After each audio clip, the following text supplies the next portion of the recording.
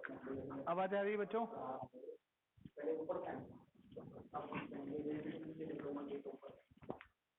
ठीक है जी। आज हम पढ़ेंगे टाइप ऑफ, या सिंपल बोलो हाइब्रिडाइजेशन।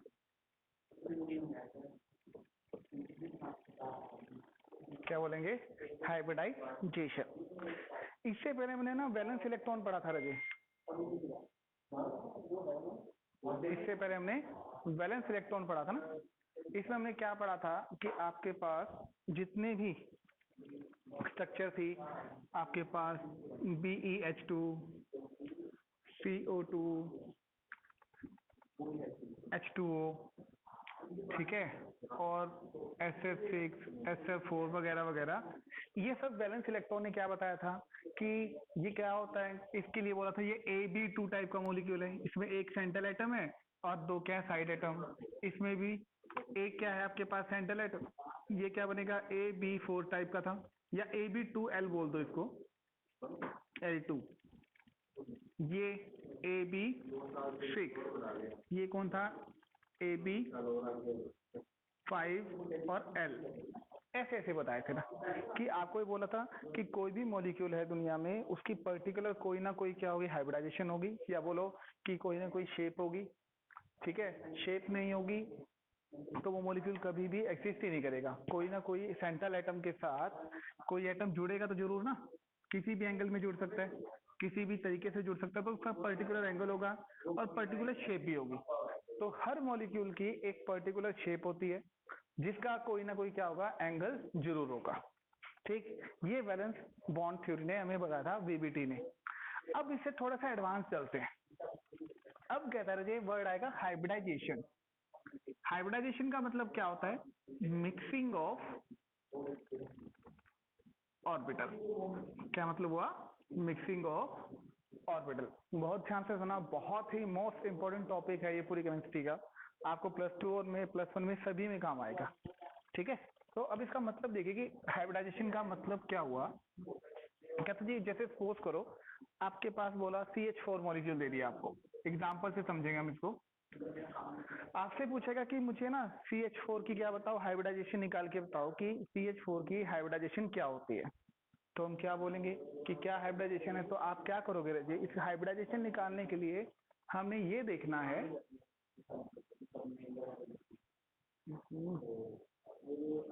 हाइब्रिडाइजेशन के लिए हमें क्या देखना है कि आपके पास जो मॉलिक्यूल्स हैं उसमें कौन कौन सी ऑर्बिटल यूज हो रही है। जो सेंट्रल एटम होता है ना, उसकी कॉन्फ़िगरेशन लिख लो। 6 होता है, कितनी रहेगी, 1s2, 2s2 और 2p4। 2p4 नहीं, गलत लिख दिया, 2p2 होती है जी, 2s2 होती है और 1s2 होती है। ये कार्बन की हाइब्रिडाइजेशन है जी। ठीक है, अब क्या कहेगा, कहता जी आप इसमें ये चेक करो कि कार्बन की हाइब्रिडाइजेशन तो ये हो गई। अब कहता कि क्या इसके में ऊपर मैं एक्साइट कर सकता हूं। आपको बताया था कि कोई भी कंपाउंड उतने बॉन्ड बनाएगा जितने उसके पास अनपेयर्ड इलेक्ट्रॉन है। तो यहाँ देखो एक्साइटेशन के बिना कितने इलेक्ट्रॉन है, दो अनपेयर्ड है, एक और एक, दो। कार्बन क्या यहाँ एक्साइट हो सकता है, क्योंकि एक इलेक्ट्रॉन खाली है ना ऑर्बिटल, तो ये इधर चला जाएगा। जैसे ही इधर जाएगा रजे, तो क्या ऐसा नहीं होगा कि ये इलेक्ट्रॉन अनपेयर्ड हो जाएगा। अब देखो कार्बन के पास कितने अनपेयर्ड इलेक्ट्रॉन है, हम बोलेंगे कार्बन के पास 4 इलेक्ट्रॉन है, वो क्या है, अनपेयर्ड है। ठीक है जी, अब क्या करेंगे, देखो कहता है आप क्या करो, 4 इलेक्ट्रॉन अनपेयर्ड है। अब हमारे पास कार्बन थोड़ा इसे देखो, 1 2 3 4, कितने बॉन्ड बनाने हैं, 4। तो क्या 4 हाइड्रोजन भी तो होंगे, और वो हाइड्रोजन के पास भी एक एक इलेक्ट्रॉन तो जरूर होगा। तो देखो हर हाइड्रोजन अपना एक बॉन्ड बनाएगा और कार्बन भी क्या करेगा, सबसे एक एक इलेक्ट्रॉन शेयर कर लेगा। ठीक है, तो कितने इलेक्ट्रॉन हो गए, 8। अब इलेक्ट्रॉनिक कॉन्फ़िगरेशन में आप क्या करोगे रजिए, देखो इसमें हम बोलेंगे कि यहाँ पर कितने बॉन्ड कार्बन कितने हैं, 1 2 3 4। तो इसमें हम क्या करेंगे, अब शेयरिंग करने के लिए ना अब नया तरीका देखेंगे कि एक हाइड्रोजन का बॉन्ड इलेक्ट्रॉन ये हाइड्रोजन का एक इलेक्ट्रॉन, एक बॉन्ड बना 2 इलेक्ट्रॉन से, एक इधर शेयरिंग करेगा तो यहाँ हाइड्रोजन का बॉन्ड आया, एक इधर 3 और एक इधर हाइड्रोजन का बॉन्ड। तो देखो कार्बन ने क्या किया, शेयरिंग कर ली, एक अनपेयर्ड कार्बन का है और एक पेयर किसका है, हाइड्रोजन का। दूसरे में भी देखो कार्बन का, हाइड्रोजन का, कार्बन हाइड्रोजन, कार्बन हाइड्रोजन। तो यानी कि आप बोलोगे कि कार्बन ने 4 बॉन्ड बना लिए। कार्बन ने कितने बॉन्ड बनाए रजे, 4, 1 2 3 4। अब बस आपने इतना देखना है रजे, आपको ये बोलना है कि कार्बन ने ये 4 बॉन्ड बनाते टाइम कार्बन की कौन कौन सी ऑर्बिटल यूज हो रही है, बस आपने ये देखना है। बॉन्ड बनाते टाइम कार्बन की कौन कौन सी ऑर्बिटल यूज आ रही है, ठीक है। अब आप ध्यान से जो सिर्फ बॉन्ड बना रहे वो देखना अपने को। अब देखो वैलेंस इलेक्ट्रॉन यही है ना, अब देखो ये रहा, एक ऑर्बिटल कौन सी यूज हो रही है, एस। अब 3 हाइड्रोजन बॉन्ड है, 1 2 3, और तीनों कौन सी ऑर्बिटल है, पी वाली है ना। तो 1 पी 2 पी और 3 पी, 1 पी 2 और एक 3। तो कहते जी इसमें यूज क्या होगा, एक एस ऑर्बिटल यूज हो रही है कार्बन की, और 3 ऑर्बिटल किसकी यूज हो रही है, पी की। तो कहता जी इसकी जो कॉन्फ़िगरेशन या हाइब्रिडाइजेशन वो क्या बनेगी, कहता जी आपके पास 3 बनेगी, sp3। क्या बनेगी, sp3। तो ये इसकी क्या है, हाइब्रिडाइजेशन है कि कार्बन जो है आपका CH4 है, उसको टोटल कितने नंबर ऑफ ऑर्बिटल यूज हो रहे हैं कोई भी कोवलेंट बॉन्ड बनाने के लिए, तो वो कहता होता है sp3। यहां तक कुछ समझ में आया बच्चों, ठीक है जी। ऐसे ही बाकी करेंगे रजे। तो बस आपको ऐसे ही देखना कि कोई भी सेंट्रल एटम को आपने कॉन्फ़िगरेशन लेके चलना है। एक एग्जांपल और लेके चलते हैं हम। सपोज करो जैसे आपके पास है रजे BF3, BF3 का एग्जांपल ले लो। अब बोरोन है, बोरोन का कॉन्फ़िगरेशन क्या होती है, 1s2 2s2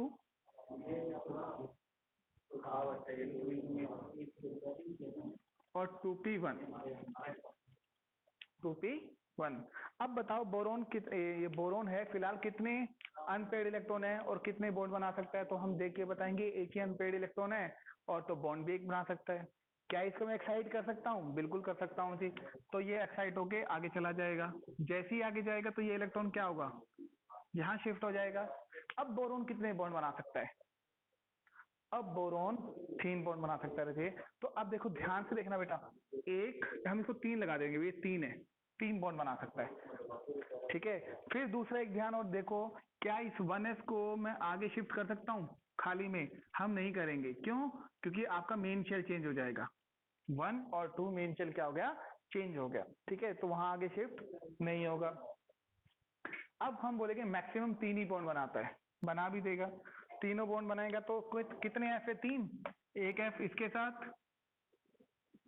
एक एफ इसके साथ और एक एफ इसके साथ, 3 एफ यूज हो गए। तो फ्लोरीन के 3 बॉन्ड बना के दिखा दीजिए, हो गए। अब ये कहेगा रजे कि आपके पास देखो बोरोन ने 3 बॉन्ड बनाता है फ्लोरीन के साथ, तो BF3 बनाया, तो ये बताओ इसके अंदर कितनी ऑर्बिटल और कौन कौन सी ऑर्बिटल यूज हो रही है। तो आप इसको जब देखोगे ना कि इसकी ऑर्बिटल कौन कौन सी यूज हो रही है, एक एस होती है, एक और एक 2, पी कितनी है, 2 है जी, sp2 हो जाएगी। तो इसकी हाइब्रिडाइजेशन क्या होगी, sp2 हो जाएगी। तो आपके BF3 की हाइब्रिडाइजेशन कितनी है, sp2, CH4 की कितनी होगी, sp3 हो जाएगी। तो ऐसे आपको अलग अलग ध्यान रखना है, एक होती है sp3 और ये sp2 हो जाएगी, ठीक है। एक ही होगा राजी। एक और करते हैं इसमें एग्जांपल, BeH2, बेरिलियम डाइहाइड्रोजन। अब इसकी सबसे पहले कॉन्फ़िगरेशन बनाओ, क्या बनेगा, बेरिलियम होता है 1s2 2s2 और 2p क्या होती है, खाली होती है, 2s2 क्या होते हैं, खाली।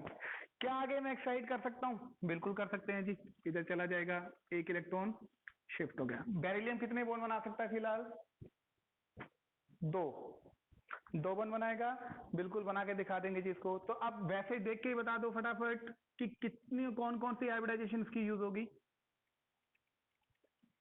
हाँ, इसकी sp होगी रजी। तो ये एक s ऑर्बिटल यूज हो रहा है और एक p ऑर्बिटल यूज होता है, तो इसकी हाइब्रिडाइजेशन क्या बनेगी आपके पास, sp बन जाएगी। ये आपका हाइड्रोजन, ये भी आपका हाइड्रोजन। तो इसको बॉन्ड बनाने में 2 ही ऑर्बिटल यूज हो रही हैं, इसमें जो कौन सी हो गई, sp। ठीक है, तो ऐसे आप अलग अलग तरीके से कोई भी कंपाउंड है उसकी हाइब्रिडाइजेशन चेक करो कि बॉन्ड बनाने के दौरान कौन कौन से ऑर्बिटल यूज हो रही हैं। ठीक है, एक sp होती है, एक sp2 होती है और एक क्या होती है sp3। अब आपको पता है जो हमने वैलेंस बॉन्ड पढ़ा था ना, याद करो जब आपने BH किया था ना, BH, तो उसमें था एक सेंट्रल एटम है और 2 साइड एटम, तो उसको बोला था ab2। लेकिन जब आपसे ये बोलेगा, ये तो वैलेंस बॉन्ड के अकॉर्डिंग है कि वैलेंस बॉन्ड के लिए BH2 किस कैटेगरी का है, ab2 का। लेकिन अगर आपसे हाइब्रिडाइजेशन पूछेगा ना, तो आप बोलोगे BH2 की हाइब्रिडाइजेशन कितनी होती है, sp होती है। F2 की, F3 की कितनी होती है, sp2 होती है। CH4 की कितनी होती है, sp3 होती है। तो आपके पास हर मॉलिक्यूल की हाइब्रिडाइजेशन क्या होगी रजे, अलग अलग होगी। ठीक, एक चीज। अब बाकी सब जिसके एंगल है वो सबके सेम ही होते हैं, जैसा हम पहले पढ़ चुके हैं। जितने भी sp मॉलिक्यूल्स होंगे sp हाइब्रिडाइजेशन के, इसकी जो शेप होगी वो हमेशा लीनियर होती है, जो ab2 की थी ये होगी इसकी शेप लीनियर। ठीक है, sp हाइब्रिडाइजेशन के जितने भी मॉलिक्यूल होंगे रजे, उसकी शेप हमेशा क्या होती है, लीनियर होती है। उसकी शेप क्या होती है, लीनियर होती है। ऐसे ही आपके पास sp2 होता है। sp2 के लिए क्या रहेगा, याद करो, ये ab3 वाला मॉलिक्यूल है, ab3 किसमें एक सेंट्रल एटम और 3 साइड एटम। ab3 के लिए क्या था, याद करो, हाँ, ट्रायंगुलर प्लेनर। तो हमेशा आप याद रखना sp2 के जितने भी मॉलिक्यूल होंगे उसकी स्ट्रक्चर क्या होगी, ट्रायंगुलर प्लेनर। उसकी स्ट्रक्चर क्या होगी, ट्रायंगुलर प्लेनर होती है। और फिर ये sp3 वाले कौन सी कैटेगरी के होंगे, ab4 वाले रजी। और इनकी स्ट्रक्चर क्या होती है, हाइब्रिडाइजेशन, वो सॉरी टेट्राहेड्रल। ab4 की क्या थी, टेट्राहेड्रल। टेट्राहेड्रल होती है रजी। फिर इसमें एंगल भी बताएगा, जो आपके लीनियर है उसके मॉलिक्यूल का एंगल 180 होता है, इसका हमेशा एंगल 180 रहेगा। sp2 वाले का एंगल 120 रहता है जी, और sp3 वाले का एंगल 109.28, 109 डिग्री 28 मिनट इसका एंगल होता है, फिक्स होता है। ठीक है, ये 3 डायमेंशन स्ट्रक्चर होती है, उसके एंगल कभी भी चेंज नहीं होंगे। अगर sp3 है रजे, तो आपको 109.283 इसको मेजर करना पड़ेगा। ठीक है, तो ये थे आपके पास 3 हाइब्रिडाइजेशन, sp, sp2, sp3, जो हमने वैलेंस बॉन्ड थ्योरी में पढ़े थे। जो एक था ab2, ab3, ab4। अब हम उसको क्या बोलेंगे, हाइब्रिडाइजेशन के अकॉर्डिंग बोलेंगे, तो उसमें कहते हैं जी अलग अलग ऑर्बिटल का यूज होता है, sp, sp2, sp3 के नाम से जाना जाता है। यहां तक समझ में आया बच्चों? ठीक है जी, आगे चलते हैं। ये आपको आगे +2 तक काम आएगा, और एक कंपटीशन में पक्के से पक्का 3 नंबर के 3 क्वेश्चन आते हैं इसके अलग अलग। नेक्स्ट है 4th, sp3d।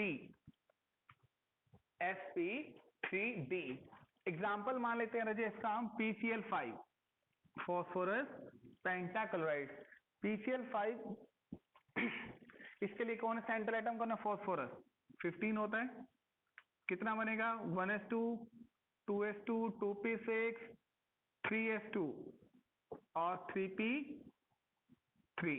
और 3d क्या होता है जिसमें वैकेंट होता है, 3d, 3p और 3s। अब बताइए, क्या अभी फॉस्फोरस फिलहाल कितने बॉन्ड बना रहा है रजे, अभी फॉस्फोरस सिर्फ 3 बॉन्ड बना रहा है। ठीक है, तो क्या इसमें एक्साइटेशन पॉसिबल है, बिल्कुल 3s से 3d में चला जाएगा, तो कितने बॉन्ड बनाएगा, 5। कितने बॉन्ड बनाएगा रजे, 5 बनाएगा। ठीक है जी, अब 5 बनाएगा तो आप खुद ध्यान से देखो, 5 ही बॉन्ड बनाने हैं Cl के साथ, तो एक Cl के साथ ये हो जाएगा, एक सीएल के साथ यहाँ पर, एक सीएल के साथ इधर सीएल और इधर भी सीएल। तो देखो रजे, अब इस PCl5 को बनाने के लिए फास्फोरस की कितनी ऑर्बिटल यूज हो रही हैं? तो आप बोलोगे एक तो s ऑर्बिटल यूज होती है, p कितनी है 3, और एक ऑर्बिटल कौन सी d। तो कहता है PCl5 के लिए कौन सी ऑर्बिटल यूज होती है? sp3d। कौन सी ऑर्बिटल? sp3d ऑर्बिटल यूज होती है जी। ठीक है जी, sp3d यूज, sp3d। अब sp3d की स्ट्रक्चर हमेशा क्या होगी? ab5 वाली। बिल्कुल जी, ये ab5 वाले मॉलिक्यूल होंगे। अब इसके अंदर देखो, याद करो क्या था, ये था। और आपको याद है एक चीज करवाई थी इसके अंदर, स्पेशली बोला था कि इसमें जो ट्रायंगल वाले हैं वो क्या करेगा, वो तो उसको क्या बोलते हैं? इक्वेटोरियल। और ऊपर और नीचे वाले क्या बोलते हैं उसको? Axial position. दो होते हैं। ठीक है, तो sp3d के लिए क्या रहेगा आपके पास? PCl5 को बोलेंगे sp3d। ठीक है, इक्वेटोरियल का एंगल जो रहता है ना रजे, वो रहता है 120, और एक्सियल का एंगल रहेगा रजे 180। ये पूरे एंगल का कितना रहेगा? 180 नाम होता है। और नाम क्या होगा इसका पूरे स्ट्रक्चर का? Trigonal bipyramidal. Trigonal bipyramidal नाम होता है इसका। बोलो जी, समझ में आया आपको इतना? तो ये था आपके पास sp3d के लिए। अब करेंगे ये कौन सी कैटेगरी, जो वैलेंस बॉन्ड पढ़ा था वो किस टाइप का काउंट होगा? ab5 के लिए, जैसे हमने ab5 पढ़ा था वो सेम ही है। ठीक है, अब पढ़ेंगे हम sp3d2 के लिए। sp3d2 के लिए, और वो होगा आपके पास सल्फर। आप एग्जांपल ले लें, SF6 सल्फर हेक्साफ्लोराइड।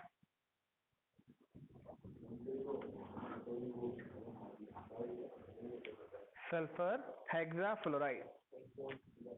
तो ये आपके पास देखो जी 3s2,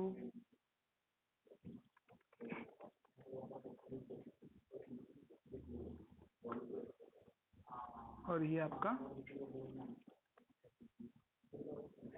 3d, 3p और ये 3s। तो सल्फर के फिलहाल कितने हैं? 3s2 और 3p4। अभी सल्फर कितने बॉन्ड बना रहे? सिर्फ दो। एक्साइड करवा दो जी, ये इधर चला जाएगा और ये इधर चला जाएगा, तो दो इलेक्ट्रॉन इधर आ जाएंगे, और ये अनपेड इतनी 6 हो गए। तो सल्फर 6 बॉन्ड बना रहा है जी फ्लोरीन के साथ, तो फ्लोरीन के 6 बॉन्ड भी दिखा दो।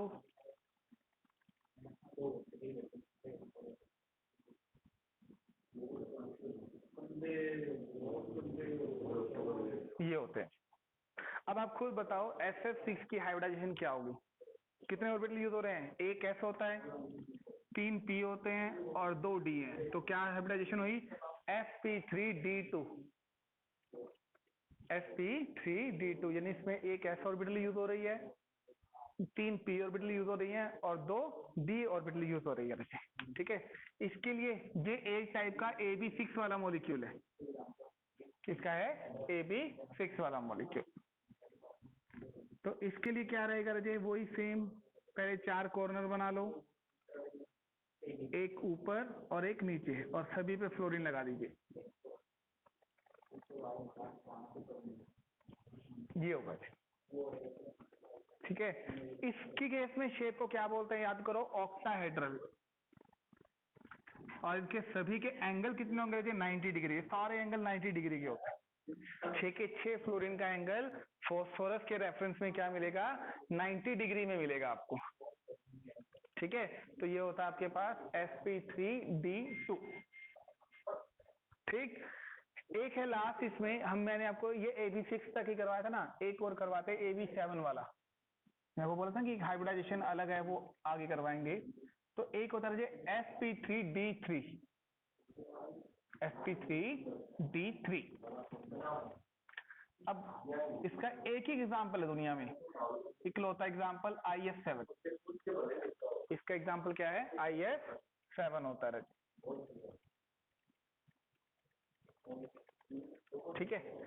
आपके पास IF7 के लिए आयोडीन,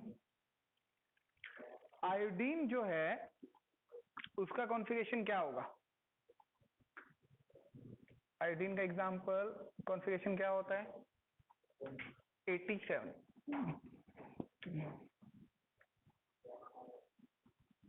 नहीं 87 नहीं होता जी,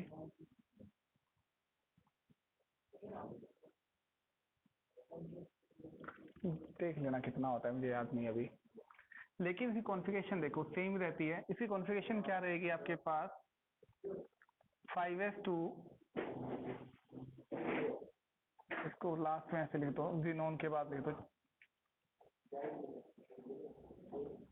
5s2 5p5 और ये 5d खाली, 5p और 5s।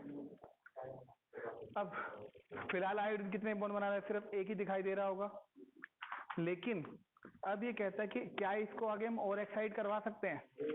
हम बोलते हैं जी इसको क्या आगे मैं और एक्साइट करवा सकता हूँ, तो हम बोलेंगे बिल्कुल करा सकते हैं जी। कितने एक्साइटेशन पॉसिबल है जी इसके अंदर, बताओ शाबाश देख के। बिल्कुल जी, एक इधर चला जाएगा रजे, एक इधर चला जाएगा और एक इधर चला जाएगा, तो यानी कि सारे अनपेड हो जाएंगे। तो बताओ आयोडीन के पास कितने अनपेड इलेक्ट्रॉन है? 7। कितने हैं?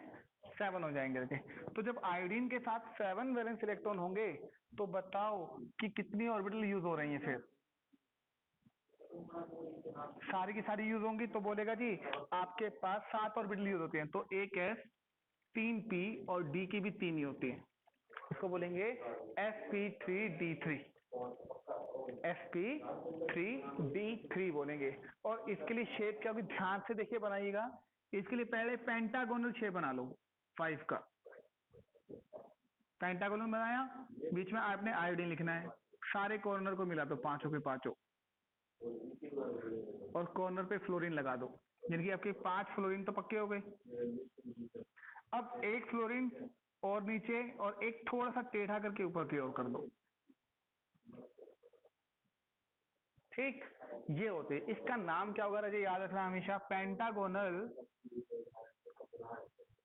बायपिरामिडल। पेंटागोनल बायपिरामिडल नाम होता है रजे इसका।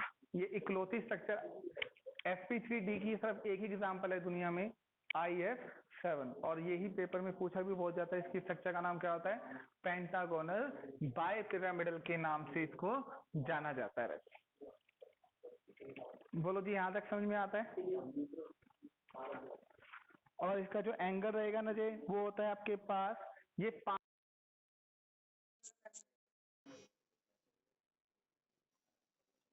अरे अमित भैया ने फोन किया वो। हाँ उसका फोन आ रहा है। इसमें पांचों जो एंगल, इसका 72 एंगल होता है जी, और ये ऊपर और नीचे वाले का एंगल 90 डिग्री होता है। तो ये रहेगा आपके पास sp3d3 IF7 पेंटागोनल बायपिरामिडल। बोलो जी यहाँ तक समझ में आता है जी? तो ये है जी आपके पास हाइब्रिडाइजेशन। ये सभी हाइब्रिडाइजेशन आप रिजेंबल करोगे ना, जैसे एक था AB2, तो AB2 किसके बराबर हुआ है? sp के। AB3 किसके रिजेंबल में हुआ? sp2 के। AB4 कौन हुआ? sp3। AB5 कौन हुआ? sp3d। AB6 क्या हुआ? sp3d2। और AB7 कौन हुआ? sp3d3। ये एग्जांपल है, ये इसके रिजेंबल, जो हमने वैलेंस बॉन्ड थ्योरी पढ़ी थी और जो हाइब्रिडाइजेशन पढ़ रहे हैं वो इसके बराबर है, ठीक है। अब आपने ध्यान देंगे, आपने हमने ये भी तो पढ़ा था ना कि इस AB4 के बाद लोन पेयर वाले भी तो थे, AB3L, AB32L2, ऐसे AB5 के भी 3 एग्जांपल, 4 के भी। तो लोन पेयर वाले कंसेप्ट वो हम अलग पढ़ेंगे रजे, वो एक साथ पढ़ेंगे तो आप कंफ्यूज हो जाएंगे, ठीक है। तो आप आज सिर्फ इतना ही कीजिए कि आप सिर्फ और सिर्फ ये लोन पे विदाउट लोन पर वाले सिंपल पढ़ने की कोशिश कीजिए, और प्लीज इसके सारे एंगल और यहाँ तक याद कीजिए। और आपको ये बना के रखने हैं, ठीक है। जो कल करेंगे ना फिर वो लोन पे वाले स्टार्ट करेंगे, नहीं तो कंफ्यूज हो जाओगे।